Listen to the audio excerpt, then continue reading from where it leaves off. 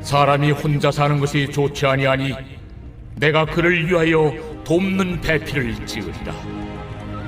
여호와 하나님이 흙으로 각종 들짐승과 공중에 각종 새를 지으시고 아담이 무엇이라고 부르나 보시려고 그것들을 그에게로 이끌어 가시니 아담이 각 생물을 부르는 것이 곧 그 이름이 되었더라. 아담이 모든 가축과 공중의 새와 들의 모든 짐승에게 이름을 주니라. 아담이 돕는 배필이 없으므로 여호와 하나님이 아담을 깊이 잠들게 하시니 잠들매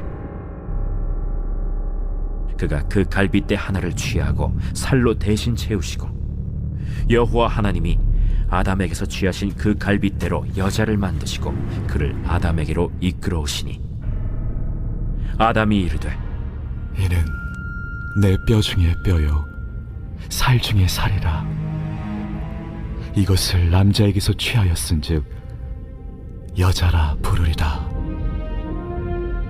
이러므로 남자가 부모를 떠나 그의 아내와 합하여 둘이 한 몸을 이룰지로다. 아담과 그의 아내 두 사람이 벌거벗었으나 부끄러워하지 아니하니라. 여러분, 3포 세대라는 말을 들어보셨습니까?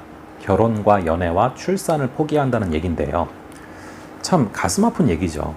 그래서 요즘 들어서 이제 결혼한다고 인사하러 오는 친구들이 있으면 그렇게 귀한 것 같아요. 성경은요, 그 점에서 명확합니다. 결혼을 해야 되고요. 그것도 남자와 여자가 결혼을 해야 됩니다. 그게 이제 성경적이죠. 이 가정이라는 제도는 사회를 이루는 초석이 됩니다. 가정이 회복이 안 되는데 사회가 회복될 수가 없어요. 거꾸로 가정이 든든히 세워진다면 사회는 든든히 세워질 수밖에 없는 것이죠. 우리가 세상의 빛과 소금이라고 말씀하셨는데요. 가정이 너무나 무너져버리고 있는 지금 이 가정이 든든히 세워지고 행복한 모습 자체가 세상의 빛과 소금이 될 줄로 믿습니다. 그렇게 가정이 든든하고 행복하게 세워지려면 성경에서 말하는 가정의 원리를 제대로 파악할 필요가 있는데요. 우리가 이제 18절을 보시면은 사람이 혼자 사는 것이 좋지 아니하니 라고 주님께서 말씀을 하세요. 그래서 돕는 배필을 지으시는 거죠. 여러분, 하나님의 형상을 닮았어요, 사람은. 그래서 하나님도 관계적이셨고요. 태초부터 우리로 계셨고 우리 역시도 관계적일 수밖에 없습니다. 여러분, 인간이란 글자 자체가 그래요. 인간이 사람 인자잖아요. 사람인도 이 한자를 보시면은 혼자 있을 수 없어요. 두 개가 지탱하고 있어야 되잖아요. 여러분, 사람은 항상 의존적인 존재입니다. 어릴 때부터 사람은 태어나면서부터 의존적이에요. 기저귀를 스스로 갈 수 있습니까? 없잖아요. 부모님이 없이는 살 수가 없어요. 근데 나이가 들어서도 사람은 의존적이에요. 그래서 뭐 요양병원에 있는 경우가 많잖아요. 이게 혼자서 스스로 할 수가 없는 것입니다. 그렇게 사람은 의존적인 존재고요. 이 인간할 때 간자가 사이간자 아닙니까? 사람과 사람 사이에 관계가 있어야 비로소 사람이 된다는 거예요. 그래서 하나님께서는 사람이 되게 하시려고 아담으로 하여금 돕는 배필을 지어주시는 것입니다. 이 돕는 배필이라는 것은 이 배필이란 단어가 응답한다라는 뜻이 있어요. 그러니까 여러분, 이 남녀가 한 몸을 이루어요. 그 얘기는 혼자 있으면 반쪽짜리거든요. 혼자 뭘 못하는 거예요. 그래서 상대방의 연약함을 이제 채워주는 게 바로 배필인 거예요. 이 응답한다는 얘기는 연약함을 바라보면서 꾸짖고 윽박지르는 게 아니라 그것을 조용히 묵묵히 응답해 주는 거죠. 메꿔주는 거죠. 그게 배필입니다. 자, 그래서 이 배필이 될 수 있는, 또 배필이 되게 하시는 과정들이 더 구체적으로 나와 있는데요. 21절에 보시면은 우선은 여호와 하나님이 아담을 깊이 잠들게 하십니다. 그래서 이제 큐티 책을 보니까요, 이것을 이렇게 해석한 분이 있더라고요.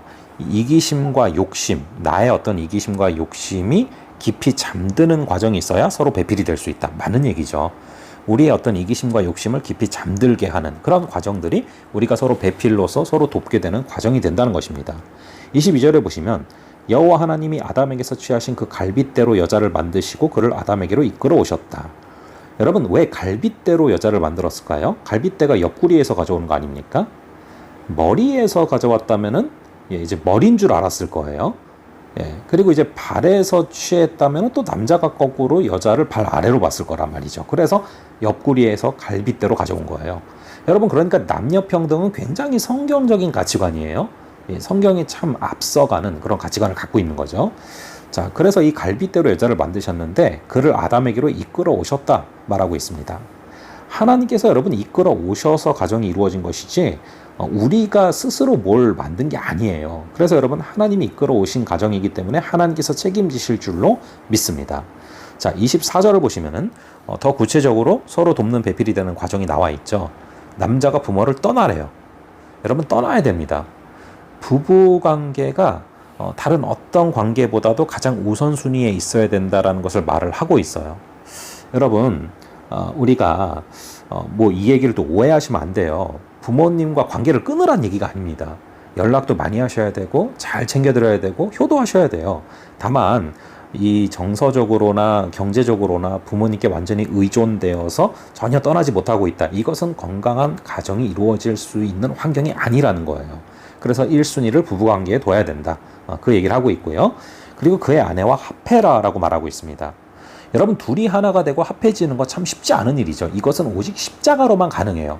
이것은 어떤 관계에서도 마찬가지입니다. 그래서 에베소서 2장 14절을 보시면은 둘로 하나를 만드사 원수된 것 곧 중간에 막힌 담을 허무셨다라고 말씀하고 있습니다. 여러분 서로 다른 둘이 어떻게 한 몸이 새로운 피조물이 될 수 있습니까? 그게 에베소서 2장에서 말하는 거예요. 오직 십자가를 통해서만 우리는 연합할 수 있다라는 것입니다. 그러므로 부부 관계에서도 또 가정에서도 십자가를 날마다 바라보며 나아가야, 즉 하나님이 그 중심에 있어야 하나가 될 수 있는 것이죠. 마지막으로 25절을 보시면 아담과 그의 아내 두 사람이 벌거벗었으나 부끄러워하지 아니하더라. 자, 여러분 가정의 모습이 이런 겁니다. 부부가 되었다라는 것은 약점이 드러나도 서로를 부끄럽게 만들지 않는 그런 관계인 거예요. 왜냐하면 한 몸이니까요. 한 몸인데 왼손이 오른손을 부끄러워합니까? 아닌 것이죠. 여러분 그리고 이걸 통해서 우리는 가정 안에서 서로 숨기고 가려서는 안 된다라는 걸 알 수 있어요. 예를 들어서 카톡을 보내 안 보내 뭐 이런 걸로 시비하면 안 되는 거죠. 그러니까 못 믿어서 막 보여달라는 것도 문제지만 사실은 부부관계라는 것은 서로 다 보여줘도 아무 문제가 없는 거예요.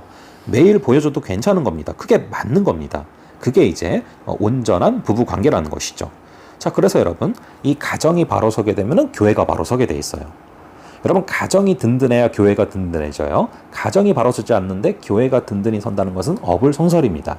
왜냐하면은 교회 자체가 이 성경에서 보면은 이 초대교회 자체가 가정교회였어요. 처음 시작 자체가 이 가정이 합쳐서 교회를 이루는 것이기 때문에 가정이 온전히 서야 교회가 온전히 선다라는 것입니다. 거꾸로. 그럼에도 불구하고 가정이 무너지는 경우가 많기 때문에 그래서 또 교회를 주신 거예요. 교회는 가정이 치유되는 그런 통로로 우리에게 허락해 주신 것이다라는 것은 그것을 우리가 기억해야 되는 것입니다. 자, 우리가 그런 것을 기억하면서 오늘도 하나님이 허락하신 이 가정 사랑하며 나아갈 수 있는 그런 역사가 있기를 바랍니다. 잠시 기도하겠습니다. 아버지, 우리가 혼자 살 수 없기 때문에 사람은 관계적인 그런 존재이기 때문에 우리가 사람과 사람 사이에 관계가 있어야 비로소 사람이 되는 것을 주님께서 아시기에 우리에게 아내를 허락하시고 또 남편을 허락하시고 자녀들을 허락하신 줄로 믿습니다. 아버지, 서로 돕는 배필로서 서로의 부족함에 응답하며 나아가는 그런 귀한 하루 되게 하여 주시옵소서. 아버지, 우리의 정말 뼛속 깊은 이기심과 욕심이 있습니까? 깊이 잠들게 하여 주시옵소서. 그래서 서로를 돕는 그런 관계가 되게 하여 주시고, 아버지, 우리의 가정이 주님께서 이끌어 오셔서 이루어진 가정인 줄로 믿습니다. 그래서 그 하나님을 바라보고 믿으며 나아가게 하여 주시옵소서. 특별히 우리가 이 부부관계가 다른 어떤 관계보다도 1순위가 되게 하여 주시고, 특별히 우리가 합할 수 있는 정말 우리 십자가의 그리스도의 보혈이 둘로 하나를 만드사 원수된 것, 곧 중간에 막힌 담을 허무신 줄을 믿고 그 십자가를 붙들고 우리가 하나 될 수 있는 역사를 허락하여 주시옵소서. 아버지, 우리가 가정 안에서 벌거벗었으나 부끄러워하지 아니한 것처럼 아버지, 우리가 서로가 서로를 믿고 신뢰하며 나아갈 수 있는 귀한 은혜를 허락하여 주시고, 이렇게 가정이 바로 섬으로 말미암아 우리 교회도 바로 서게 하시고, 또한 교회가 망가진 가정들을 바라볼 때 그것을 치유할 수 있는 그런 통로 되게 하여 주시옵소서. 주님께서 오늘 하루도 귀한 은혜를 허락하여 주시고 이끌어 주시는 은혜가 임할 줄로 믿사오며 이 모든 말씀 예수 그리스도의 이름으로 기도합니다. 아멘. 예, 그럼 계속 기도하시고 다음번에 뵙도록 하겠습니다.